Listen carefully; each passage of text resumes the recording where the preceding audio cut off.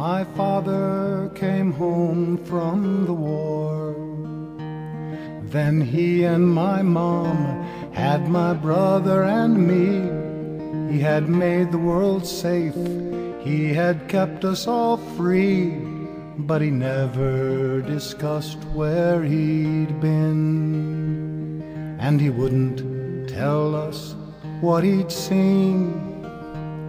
He just quietly bore it. He was our hero for it, and our lives were the better for him.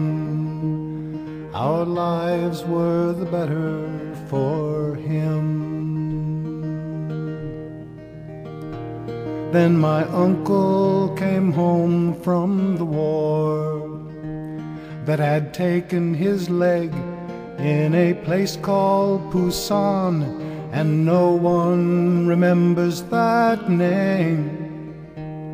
And his enemy still carries on, and he lived with the places he'd been, and the visions of what he had seen.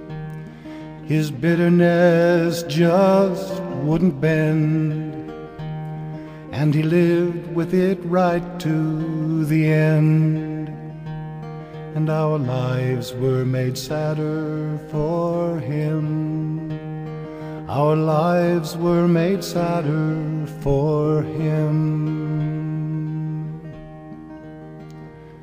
Then my brother came home from the war in a bag and a box with a folded up flag, and a letter for me saying never to go to those terrible places he'd been. So I never would see what he'd seen, and he begged me to help stop the war, and we laid him in peace evermore.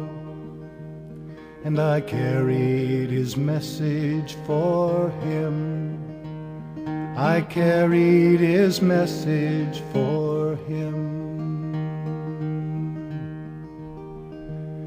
My own son has finally left home to a stagnating war in a desert somewhere, and they tell him he fights not just men like himself, but oppression, or so it would seem, while the people who sent him have been sitting in halls with white marble walls, and I pray every prayer just for him.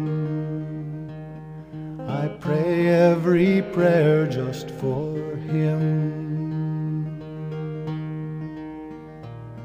My father came home from the war. My father